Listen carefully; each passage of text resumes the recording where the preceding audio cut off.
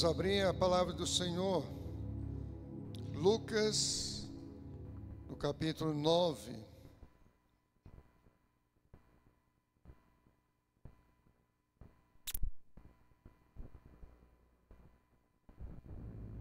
Vamos ler a partir do verso 57.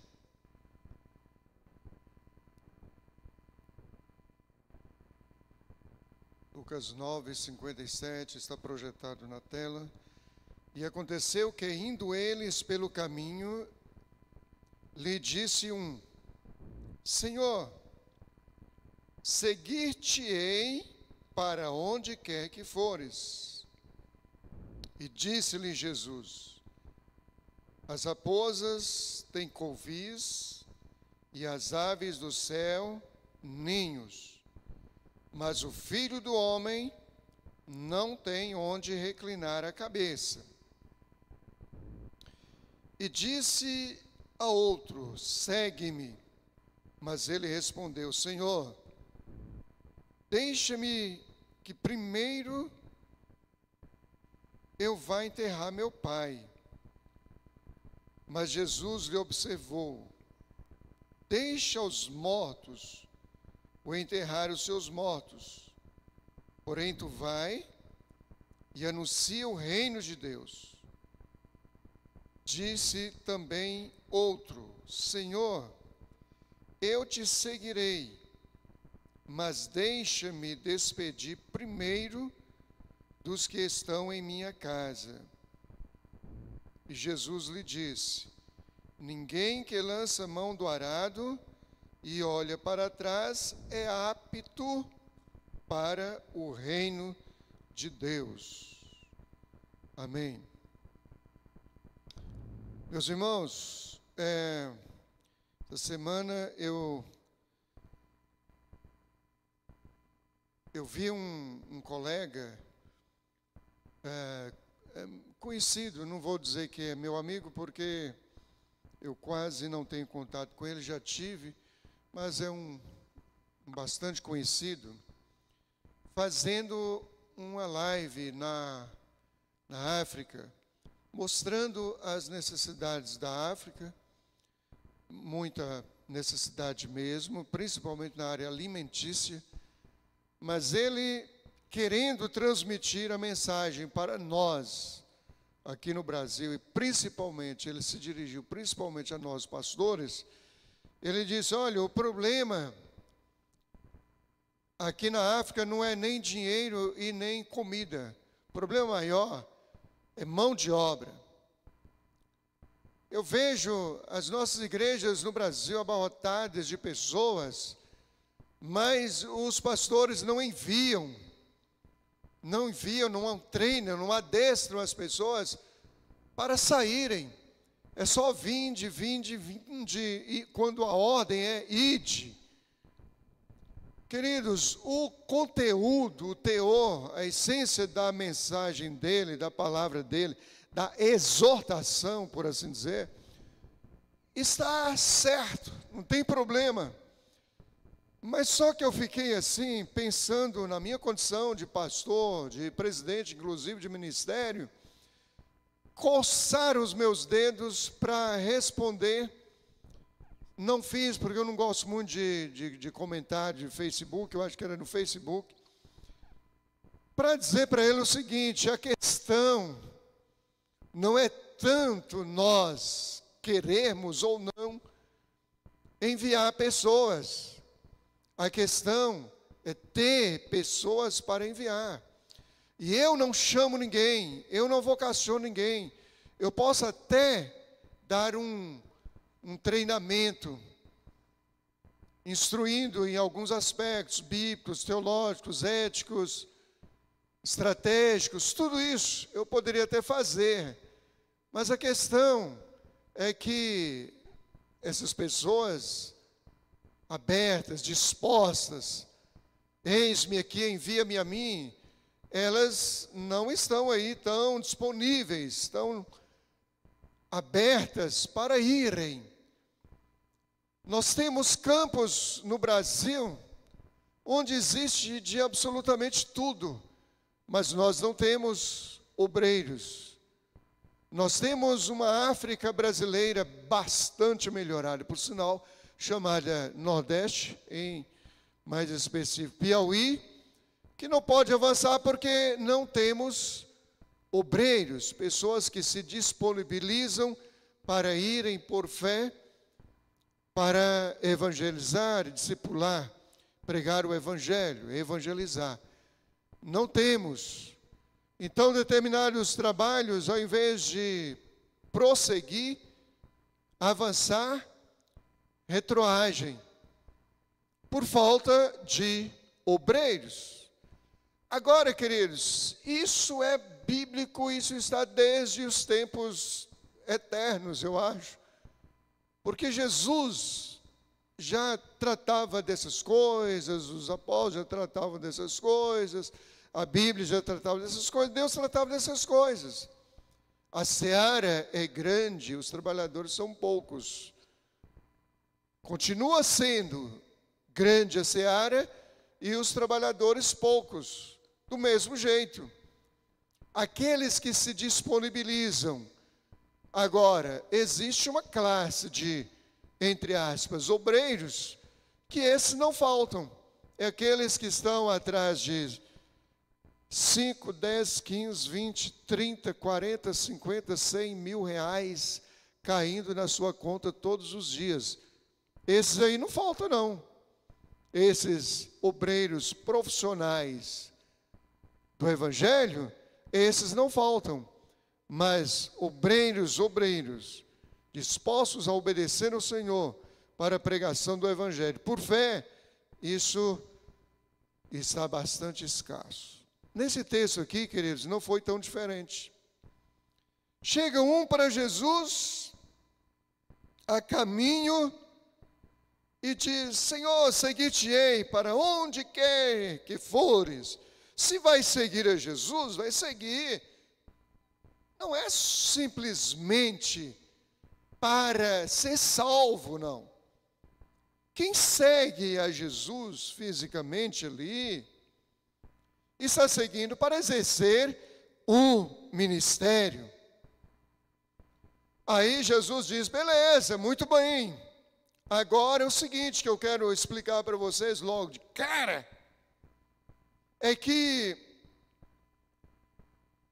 as raposas têm os seus covis, os seus lugarzinhos lá para descansar, para se protegerem.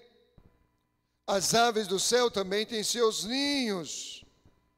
Mas eu, filho do homem, não tem nada certo. Não tem onde reclinar a cabeça. Aí Jesus chega para um e diz: quer me seguir? Senhor, vamos fazer o seguinte, deixa meus pais morrerem primeiro, enterrar meus pais. Aí o outro diz: Senhor, eu te seguirei, eu pretendo ir com o Senhor, mas deixa primeiro me despedir dos que estão na minha casa. Jesus falou: pois é, essa é a condição. E tem mais uma coisa. Se lançar mão do arado, não pode olhar para trás. Se olhar para trás, diz o texto, diz Jesus, não é apto para o reino de Deus. Queridos, eu me lembro do primeiro ano de ministério. Me prometeram 5 salários mínimos no interiorzinho do Amapá, bem interiorzinho mesmo, onde não havia sequer um palmo de terra, aliás, um palmo de asfalto, só terra, e era terra alta assim mesmo, muita poeira. A casa onde eu iria morar, lá eles chamam de bandola, que era um barraquinho todo de madeira, com as frestas dessa grossura assim, entre uma tábua e outra. Acho que coloca a tábua um pouco verde, seca, fica uma fresta grande. No piso do mesmo jeito, Tinha uma geladeira lá, você abria a geladeira estava cheia de baratas. Tinha tanta muriçoca que lá eles chamam de carapanã, que na realidade é um outro inseto mesmo. A muriçoca é uma, o carapanã é outro. O carapanã é o transmissor da malária. Ele é maior, o biquinho dele assim parece um parafuso, assim que ele quando chega, prim, e penetra, e ali ele transmite a malária. E aí me deram para me proteger, mas era tanto carapanã. Um dia eu deitei num quarto, quando acordei estava no outro quarto, que eles tinham me levado para lá. Não, brincadeira. Mas é assim, me deram como é que chama? Um mosquiteiro. Me deram um mosquiteiro. Quando eu acordei no outro dia, eu disse, meu Deus, isso é um mosquiteiro ou uma arapuca? Porque tinha tanto mosquito dentro desse mosquiteiro, que pelo amor de Deus. Acho que compraram do mais barato, daquele tinha uns buracos bem grandes, eles entravam magros, aí engordavam, não conseguiam sair mais. E, meus queridos irmãos, eu fui com 10, não sei o que era, mas vamos imaginar uma nota de R$10 hoje. Lá não era real. Não sei qual era a moeda daquela época, mas 10, limpo e seco, sem mais nenhuma moeda no bolso, saindo do seminário sem absolutamente nada.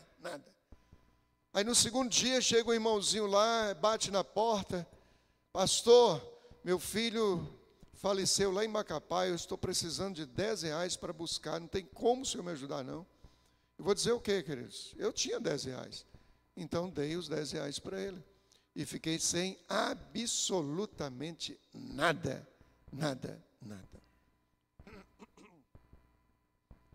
Dependendo da misericórdia e da graça do Senhor. Às vezes chegava uma irmãzinha com alguma coisa que ela mesma preparava, mas, oh meu Deus do céu, só misericórdia mesmo. Aí chegava com aquele prato assim, enfiado assim na barriga e caindo daquela roupa que não estava lá, essas coisas de limpo por cima, e me entregava. E eu tinha que comer, era a única coisa que tinha que comer, para comer. E às vezes eu sofria desmaios, de maus tratos, de fome e de excesso de trabalho, porque eu sempre gostei de trabalhar bastante. E os 5 salários mínimos, queridos, que me foram prometidos, ontem eu consultei a minha conta lá, ainda não tinha caído. Tem uns 40 anos isso. Aliás, 41 anos, mais especificamente. Porque eu já tenho mais de 41 anos de ministério, então 41 anos ainda não tinha caído. Nem um centavo sequer. O filho do homem não tem onde reclinar a cabeça. Mas eu havia lançado mão do arado. Eu havia decidido, por uma vocação de Deus, a seguir a Jesus. E nesse momento não era mais para a salvação. Para a salvação foi aos 13 anos de idade. Agora, para o ministério. Para o ministério. Meus queridos, vamos só pegar algumas lições que o arado pode nos trazer, que esse texto sobre o arado pode nos trazer. Primeiro o seguinte, aquele arado ali, eu mandei uma foto lá para a mídia, não sei se seria possível colocar. Esse arado não tem nada a ver com o arado que a Bíblia fala. O arado que a Bíblia fala é por tração animal. Normalmente 2 bois. E ele puxava um arado, e esse arado teria de ser conduzido por alguém, por um homem. Queria lançar a mão, dele ali iria conduzi-lo. Os animais iriam puxando, ele iria segurando ali nos dois cabos do arado, e exatamente esse aí, né? Só que eu havia mandado um com 2 bois, mas beleza, tá tudo de bom. Dá para exemplificar muito bem, era por tração animal. Aí já é evolução, inclusive. Algumas lições, meus queridos, que o arado nos transmite. Uma delas, você pega o seu carro, você joga na ré, você dá ré. Arado não dá ré. Quem lança a mão do arado só tem que andar para frente, só tem que olhar para frente, não dá ré.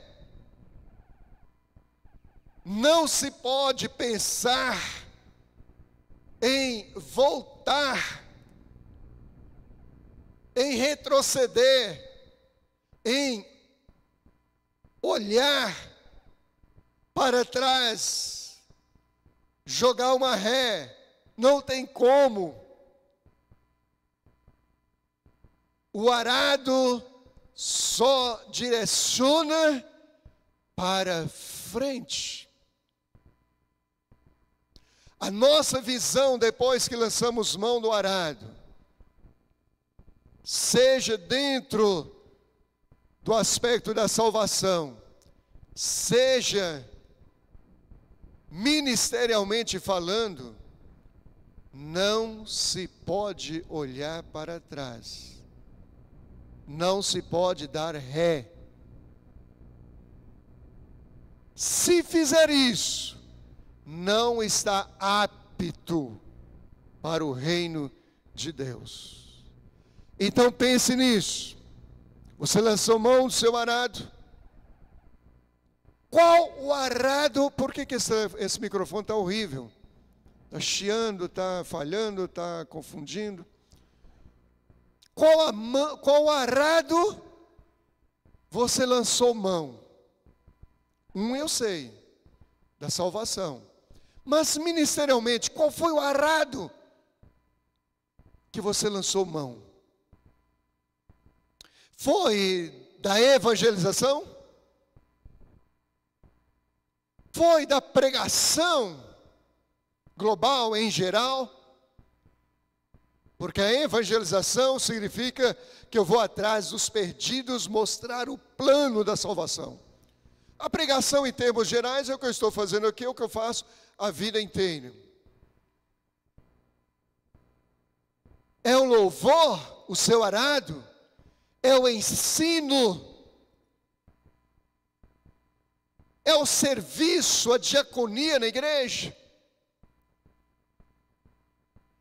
Qual foi o arado sobre o qual você lançou mão? Qual o serviço sobre o qual você lançou mão como ministério para servir ao Senhor? Saiba de uma coisa, não pode dar ré.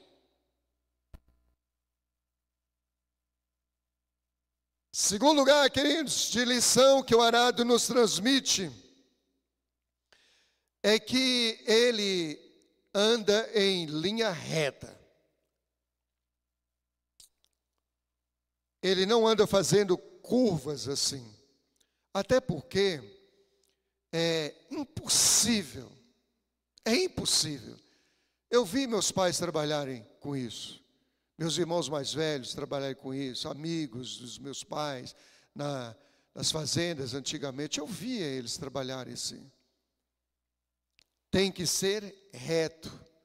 Se você tentar fazer uma curva, vai dar problema. E é problema sério. Vamos supor que desviar de uma pedra, desviar de um toco, alguma coisa assim, um toco de pau, ele não vai conseguir vindo aqui, aí desvia aqui e segue. Não dá.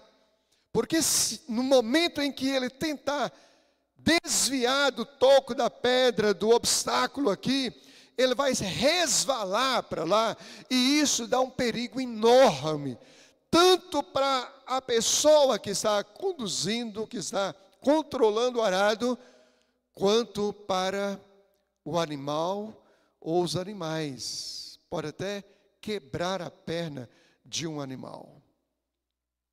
Ele só pode andar em linha reta. Infelizmente, nós não somos tão linha reta assim no nosso ministério. Nós olhamos para tantas coisas. Nós nos distraímos e olhamos para tantas coisas ao nosso redor. E nós nos ambicionamos com tantas coisas, nos deslumbramos com tantas coisas ao nosso redor. Não olhamos em linha reta. Nós precisamos entender uma coisa, queridos, seja o que eu for fazer, que eu tenha um foco, que eu saiba exatamente onde chegar. Se eu trabalho como um professor, como um construtor, como um engenheiro, como um advogado, seja o que for, mas a minha cabeça está no reino de Deus. Eu não posso pensar que o reino de Deus, o meu ministério, o que eu faço para o Senhor, é secundário, e eu vou focar aqui agora, e lá fica para depois. Isso são curvas, são voltas perigosas. Eu preciso estar focado. Deixa eu pedir licença para o pastor Márcio, porque ele sempre me conta quem são normalmente os frutos do trabalho do pastor Márcio. Aqueles que trabalham com ele. Significa que ele está trabalhando. Ele está trabalhando, mas simultaneamente está evangelizando, tentando ganhar os céus. Ou seja, o foco é o reino, o foco é Deus, o foco é o ministério, o foco é a evangelização. Então, se o pedreiro ganha 10, 20, outros pedreiros vai ajudar muito. E por sinal, é uma profissão quase que em extinção hoje. Aí o advogado vem e faz o mesmo, ganha 10, 20 advogados. O médico vem e faz o mesmo, ganha 10, 20 médicos. O professor vem e ganha 10, 20 professores para Jesus. Porque a mente está ali. O foco é aquele. Pode se promover, pode sair de uma sala de aula para a direção de uma escola, pode sair de uma direção de uma escola para ser proprietário de uma escola, pode crescer, mas o foco sempre é o mesmo.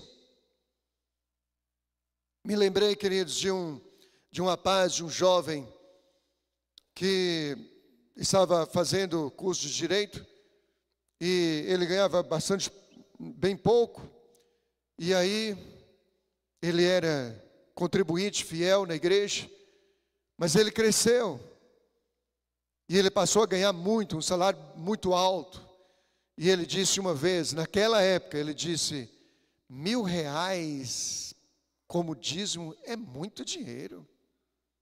Cara, é ingrato. O salário total dele era 1.000, supondo.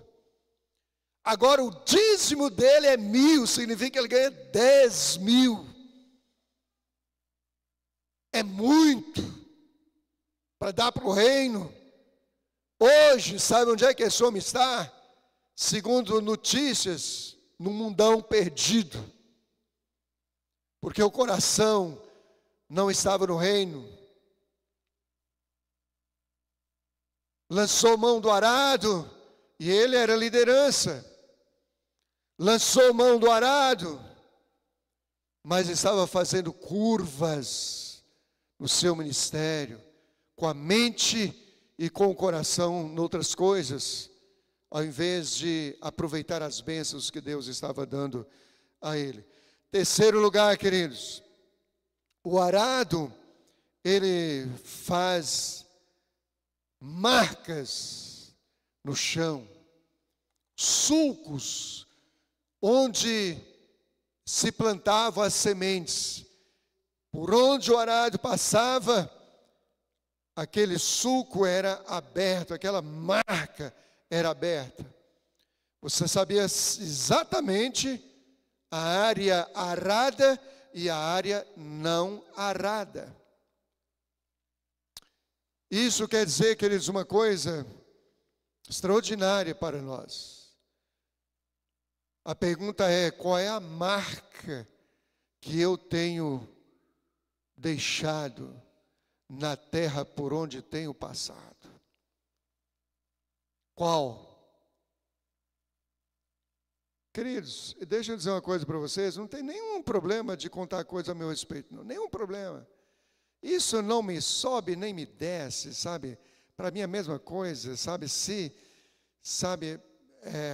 Eu tenho a plena, absoluta convicção de que tudo ou nada que fiz sobre essa terra foi misericórdia e graça do Senhor. Mas eu estava vendo hoje, num grupo, alguém me agradecendo, dando graças a Deus pela minha vida, por ter passado pela igreja dele, comprado o terreno, construído do zero, e lá está uma igreja que planta outras igrejas. Por onde o seu arado passa, qual a marca que tem deixado? Ou melhor, tem deixado marca por onde tem passado? Ou já passou aí 1 ano, 2, 10, 20, 30, 40... O que fulano de tal fez? Sei lá, não sei, nada. Ou deixou uma marca. A irmã fulano de tal era uma irmã de oração. A marca da oração.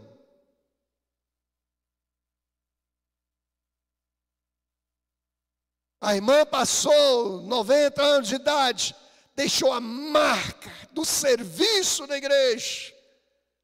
Aquela irmã cuidava de tudo na igreja. Fulano, passaram, deixou a marca da contribuição, tinha coração aberto, bolso aberto, mão aberta, para contribuir com a obra de Deus. Deixou a marca. Passou, mas deixou a marca da disponibilidade. Não tinha uma hora que se procurasse essa irmã, esse irmão, que não tivesse disponível. Vamos sim, pastor, vamos que vamos, estou junto, estamos juntos.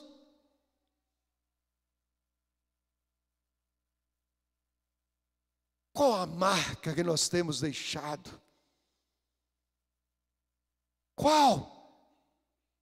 Vai deixar para começar amanhã? Depois de amanhã?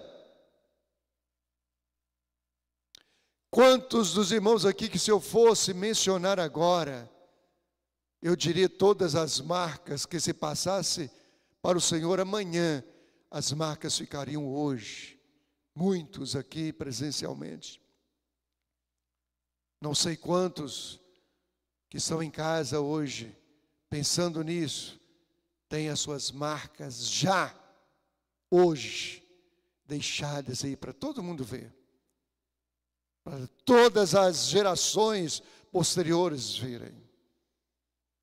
Nós lemos até hoje livros e mais livros de homens e mulheres que deixaram marcas. Estava vendo uma live da Amanda, cadê a Amanda? Lá atrás, falando sobre Susan Wesley. O foco dela era Susan Wesley, com a marca, porque ela estava falando de mulheres, com a marca que Susan Wesley deixou, a marca de mãe de muitos filhos, acho que 12 filhos, não estou me lembrando direitinho, 10 ou 12 filhos. Ela foi mãe de 2 filhos que ficaram na história. Susan Wesley, mãe de Carlos Wesley e João Wesley. Muitos hinos que nós cantamos hoje são deles. Avivalistas das suas épocas. Deixaram marcas. Tantos outros, tantos, que às vezes a gente menciona aqui. E eu amo mencionar esses homens. Não é o momento agora para isso. Mas eu amo mencionar esses homens porque eu considero esses homens, os heróis da fé, como meus discipuladores. Eu pautei a minha vida e o meu ministério na vida desses homens. É óbvio que não tenho 1% do que eles viveram e fizeram, mas pelo menos são as minhas referências, como servos de Deus e ministerialmente também falando. Qual a marca que você está deixando? Tem uns irmãozinhos aqui na igreja, queridos, que vocês nunca viram eles pegar um microfone aqui e falar nada. Mas eles estão evangelizando o mundo. Nesse exato momento eu estou indo para o mundo. Nesse exato momento eu estou evangelizando o mundo. Eu estou na África, exatamente agora. Ah, pastor, então você é o tal. O tal, sabe quem é? Esses irmãozinhos que eu estou falando, que nunca pegaram no microfone aqui na mão. Que estão por trás. Que estão fazendo que essa mensagem chegue lá. Nos Estados Unidos, na África, em outros lugares. Esse é o legado, e vai ficar por aí. Se não houver um governo que venha e destrua tudo, vai ficar para a posteridade. Isso é marca. Isso é marca. Qual a marca que você tem deixado? Pense sobre isso, querido. Reflita sobre isso. Em quarto e último lugar, é muito interessante isso, queridos. E é muito verdadeiro. Tudo isso que estamos dizendo aqui é muito verdadeiro. Não pode dar ré. Não pode fazer curva, tem que ser linha reta. Deixa a marca. Tudo isso é verdadeiro. Em quarto e último lugar, dentre tantas outras lições que o arado nos transmite, só se pode soltar o arado no final da linha. Porque se soltar antes, vai dar problema. Vai acontecer a mesma coisa da curva. É perigoso soltar antes. Eu posso cair, posso me machucar e pode machucar os animais. Quando chegar no final, que os animais pararem, que o arado parar, só aí eu posso soltar a mão do arado. E repousar e descansar. Enquanto não chegar no final, não posso. E a pergunta para mim e para você nessa noite é: já soltei a mão do arado?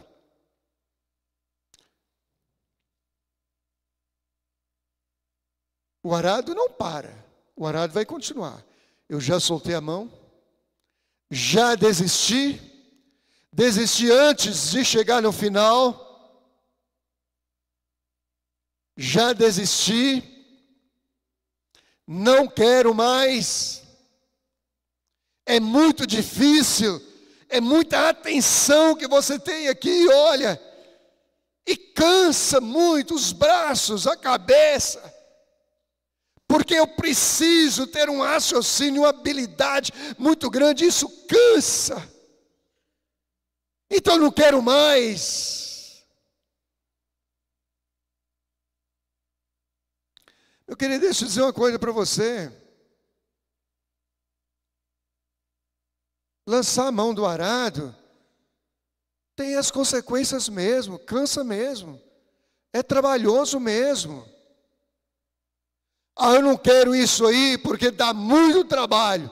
Então eu tenho que pegar minha Biblinha e ir para casa, porque ser pastor dá trabalho. Tudo dá trabalho. Agora, eu não posso olhar para trás.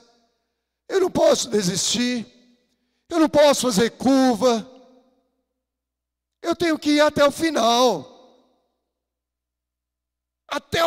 da linha, não posso soltar antes, não sou digno do reino se eu assumir comportamentos assim.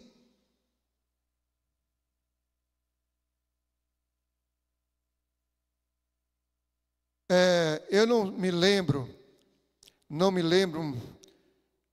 onde foi que eu falei, talvez até mesmo aqui na igreja, eu disse, olha, não invente de ser pastor.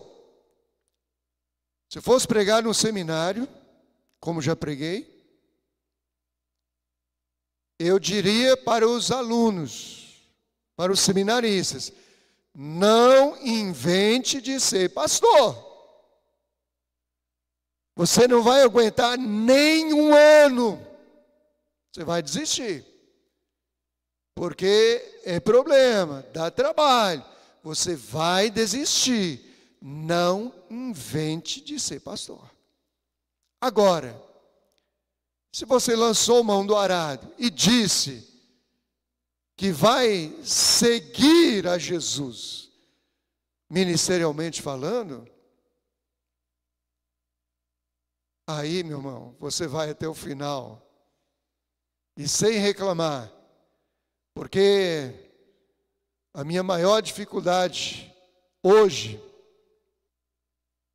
é parar meu ministério.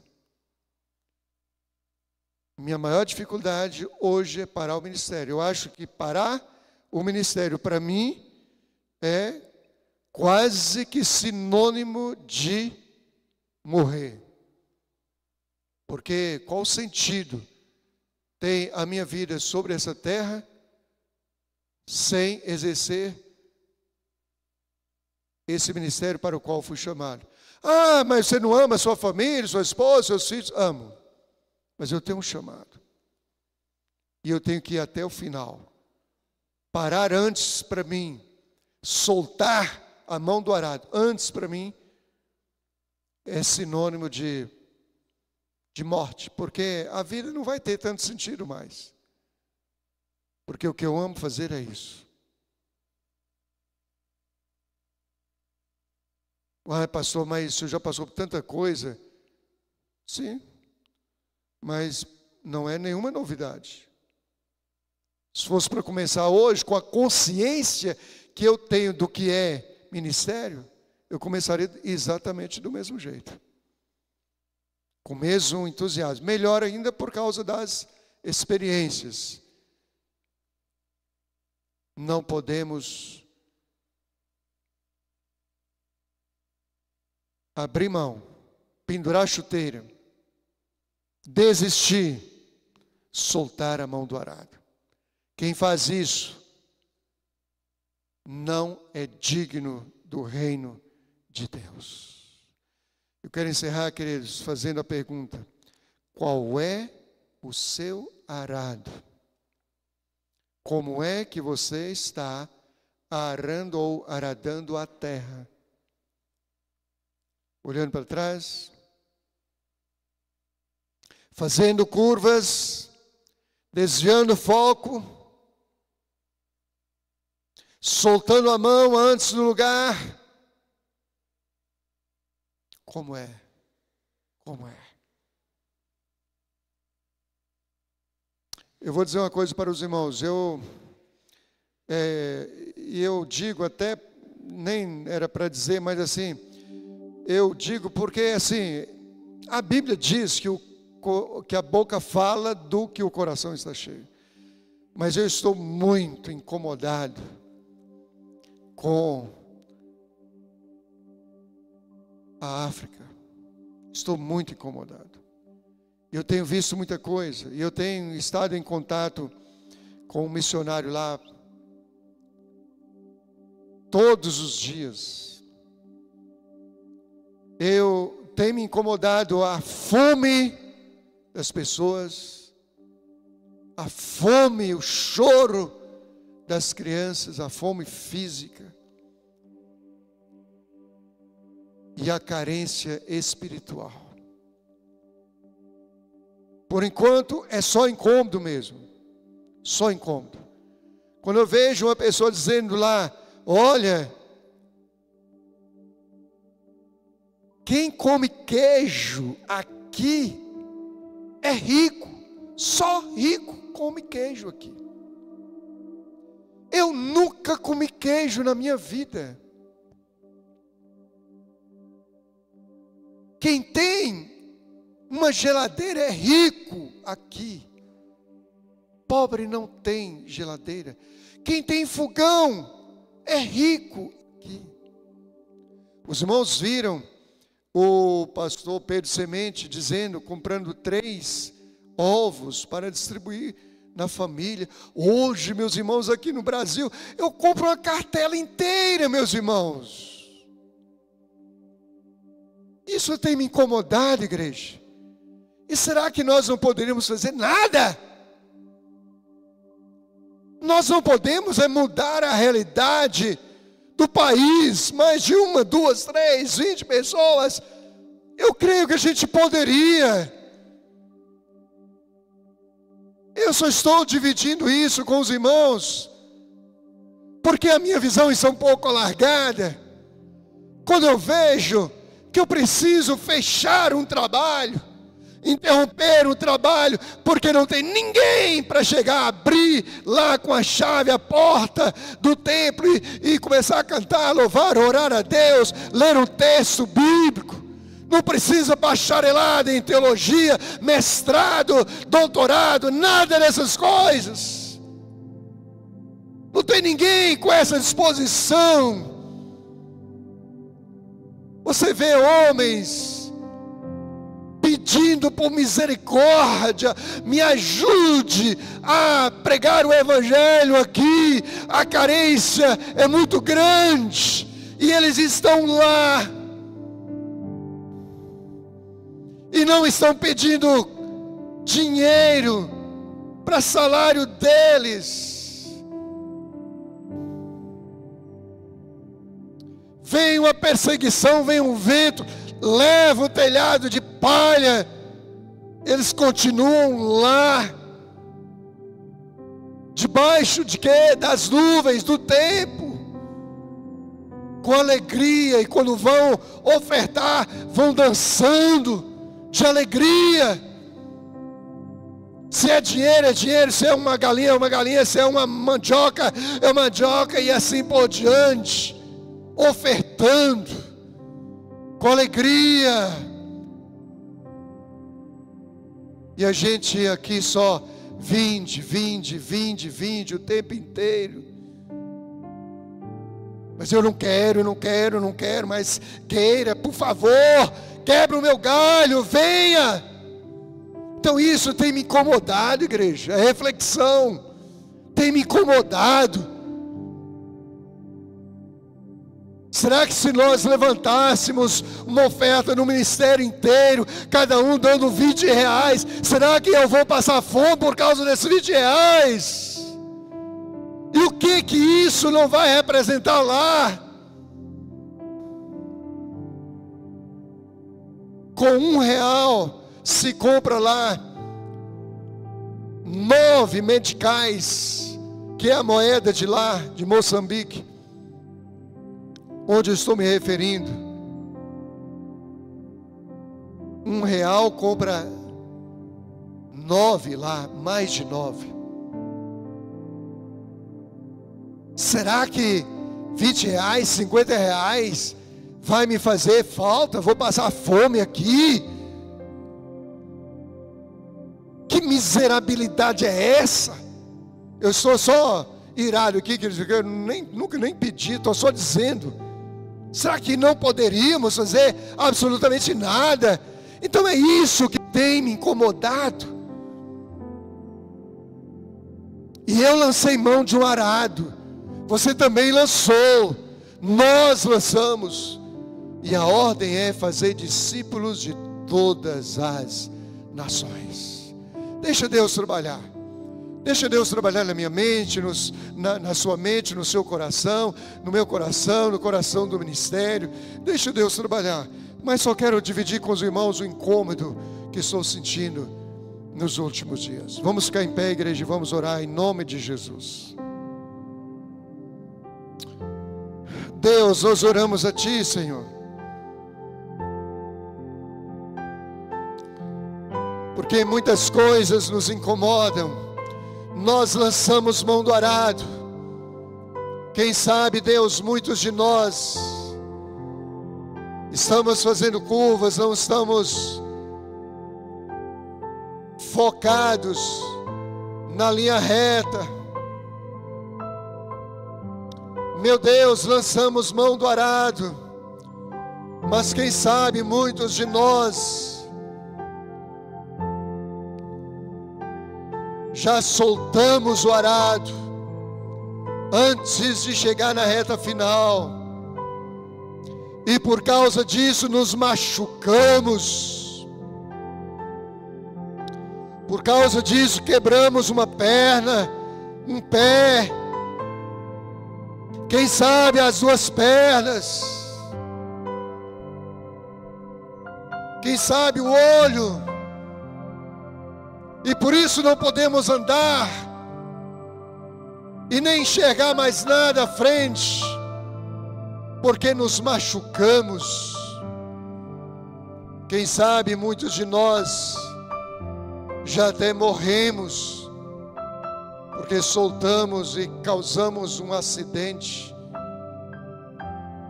Deus, em nome de Jesus, tenha misericórdia de nós, tenha compaixão de nós. Tenha compaixão de nós. Ajude-nos a segurar o arado sobre o qual um dia lançamos mão.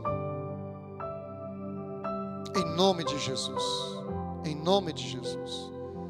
Dirija a mente da igreja. Dirija a mente do ministério inteiro. Dirija a mente dos pastores. Dirige a nossa mente, Senhor.